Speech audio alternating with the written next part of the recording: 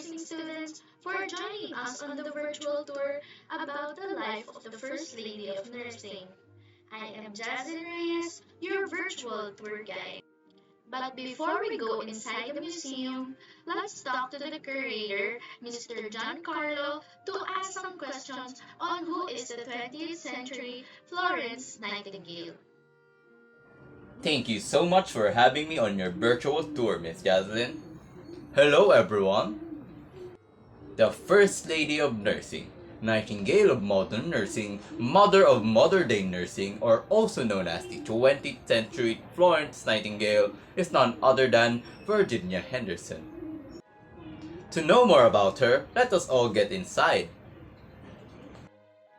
Virginia Avenel Henderson was born November 13, 1897 and passed away March 19, 1996. She is a known nurse, theorist, and an author. She received her early education at home in Virginia and her diploma in nursing from the Army School of Nursing at Walter Reed Hospital, Washington, D.C. in 1921. She also worked at the Henry Street Visiting Nurse for 2 years after graduation.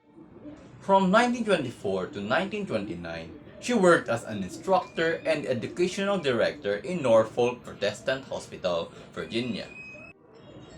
In 1929 to 1932, she studied in Teachers College at Columbia University for her bachelor's degree and took her master's degree in 1934.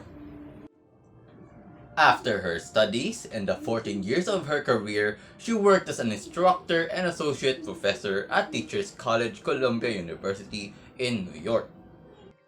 Wow! Henderson was truly an amazing person because of the education she obtained in life and the teaching she shared to her students.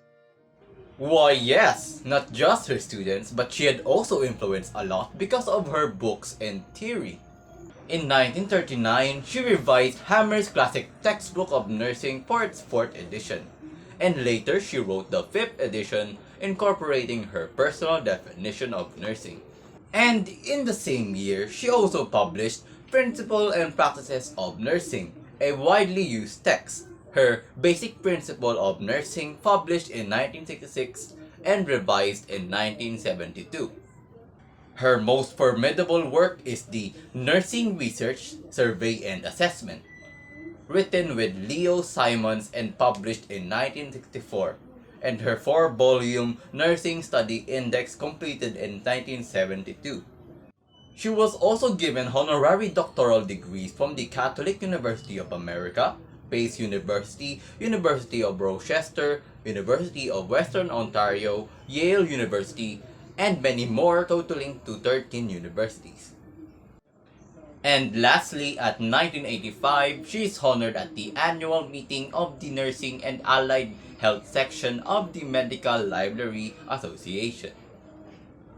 And to know more about Virginia Henderson, you will only need to go to the 2nd floor of our museum, and as you come into the door, you will be greeted by our researcher, Miss Kimberly.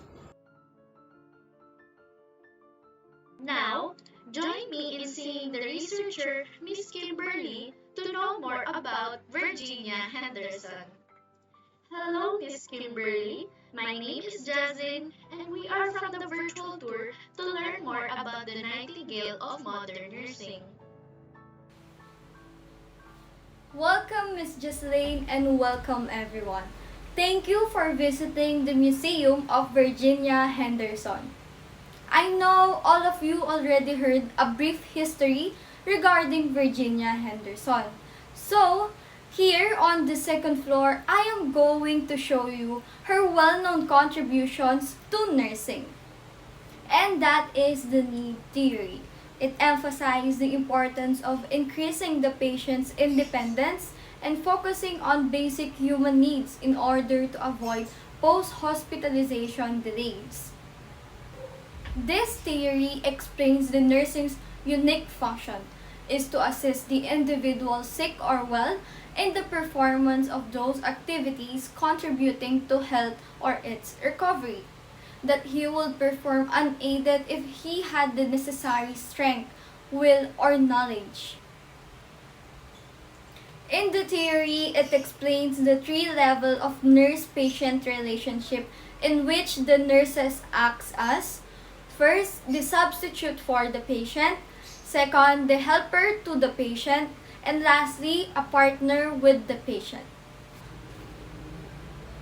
There are 14 components of the need theory, which can be divided into 4 parts. The first part are the psychological components. Having the number 1, breathe normally, eat and drink adequately. Next is to eliminate body waste. Fourth is to move and maintain desirable postures. Fifth is to sleep and rest. Next is to select suitable clothes, both dress and undress. Seventh is to maintain body temperature within normal range by adjusting clothing and modifying the environment. Next is to keep the body clean and well groomed and protect the integument. And lastly, avoid dangers in the environment and avoid injuring others. The next part or the second part are the psychological aspects of communicating and learning, which compose of the number 10, communicate with others in expressing emotions, needs, fear, or opinions. Next is to learn, discover, or satisfy the curiosity that leads to normal development and health, and use the available health facilities. And then for the third part is about spiritual and moral, which compose of worshiping according to one's faith. And lastly, the fourth part is about sociologically oriented to occupation and recreation, composing of work in such a way that there is a sense of accomplishment. And next is to play or participate in various forms of recreations. To know more about the assumptions of theory and nursing paradigm, go to the third floor to meet our senior researcher, Miss Eiley. Thank you, Miss Kimberly, for sharing to us the 14 components of the need theory. Now, nursing students, before we proceed to the third floor, let us have a quick quiz bee using the quizzes link that you will see in the chat box. What is the well-known theory that Virginia Henderson contributed to nursing? Yes, everyone is right. It is the need theory. Second question. Henderson is also known as the blank century Florence Nightingale. Henderson is also known as the 20th century Florence Nightingale. Next question. Give one of the 3 levels of nurses-patient relationship where nurses act as a blank. Again, it is 1, a substitute for the patient, 2, a helper to the patient, and 3, a partner with the patient. If you got all answers correctly, then your answer is correct. How many components does a need theory have? Right, it's 14 components. In the need theory, it emphasizes the importance of increasing the patient's blank. A. Independence, B. Overdependent, and C. Stubbornness. Right, it emphasizes the importance of increasing the patient's independence. What is the date of birth of Virginia Henderson? She was born on November 30, 1897 in Kansas City. Where did she work for 2 years after graduating from the Army School of Nursing? It is the Henry Street Visiting Nurse. Now, let us proceed to the true or false questions. Breathe normally is one of the components of the need theory.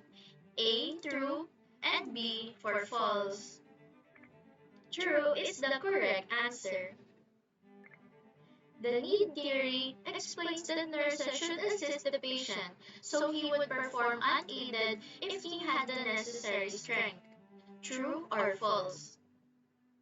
The correct answer is true, because nurses should assist patients that will contribute to health recovery so he can perform unaided if he has the necessary strength, will, or knowledge. For the last question, communicating with others and expressing emotions, needs, fears, or opinions is one of the 14 components of the need theory. True or false? The correct answer is true. Great job, everyone! I hope all of you got the correct answer. Now, let us proceed to the third floor and meet the senior researcher, Miss Ailey. Welcome, Ms. Reyes, and welcome, nursing students. Thank you for visiting the third floor of the Museum of Virginia Henderson. From what I have heard, you already know the need theory of Henderson. So now, let me explain to you the assumptions of the need theory.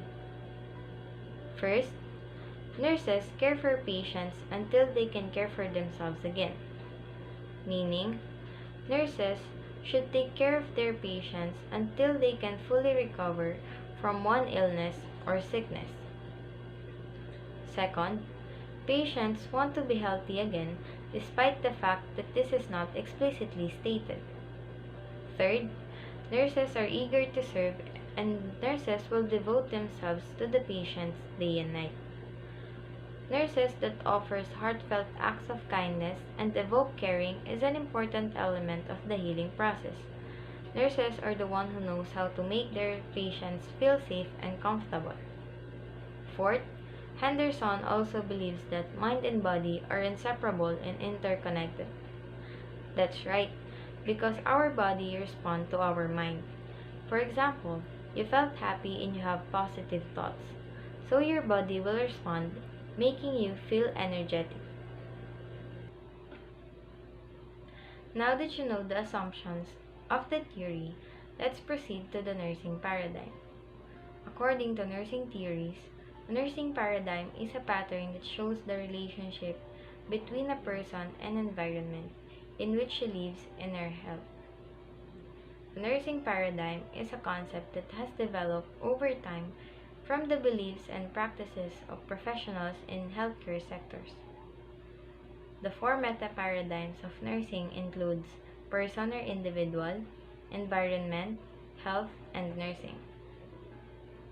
So, for the individual or person, Henderson states that individuals have basic health needs and requires assistance to achieve health and independence or a peaceful death. She also defines the patient as someone who needs nursing care but did not limit nursing to illness care. For the environment, Henderson's theory supports the private and public health sector tasks or agencies to keep people healthy. She believes that society wants and expects the nurses to act for individuals who cannot function independently. For health, nurses are key persons in promoting health, preventing illnesses, and curing. According to Henderson, a good health is a challenge because it is affected by numerous factors such as age, cultural background, emotional balance, and others. For nursing, assisting the patient alongside the healthcare team to be independent or achieve a peaceful death, according to Wesley and McHugh in 1992.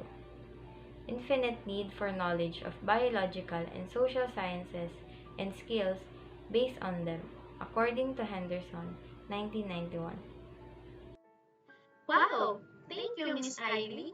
I am sure everyone gained so much knowledge about Virginia Henderson and the need theory in our short virtual tour. You're welcome. Oh, before we end the tour, I would like to mention how you future nurses can put the whole theory of Henderson in a modern day setting or a case study. So here's a case study about Miss X. Miss X is a 25-year-old female client was admitted in a surgical unit with attempted suicide. Her mother said that 2 weeks ago, her daughter Miss X ingested toilet cleaner because of their family dispute. They never expected her to do that at that time because of the upcoming wedding, and they live in a very simple life. They have asked Miss X about her reason for hurting herself, and she said reluctantly that she was stressed out. The mother of Miss X reported that her daughter was impulsive, emotional, and was in love with someone that the family agrees on. And according to the doctors, Miss X's assessment shows an alert, oriented but depressed female. Her chief complaints were difficulty in breathing and mood swings. Her CT scan and endoscopy showed damaged larynx, mouth, and stomach ulcers, respectively. Her dietitian also advised liquid diet, but Miss X showed dislike and resisted eating. Due to her limited intake, Foley's catheter was passed for accurate record of her daily intake and output. She was non-complaints toward her intake and developed dehydration, irritability, and insomnia, as evidenced by dry mouth, sunken eyes with dark circles around. Wow, what a detailed case analysis, Miss Eiley. But how can we use the needs theory for Miss X? We are going to use Henderson's 14 components to assess Miss X.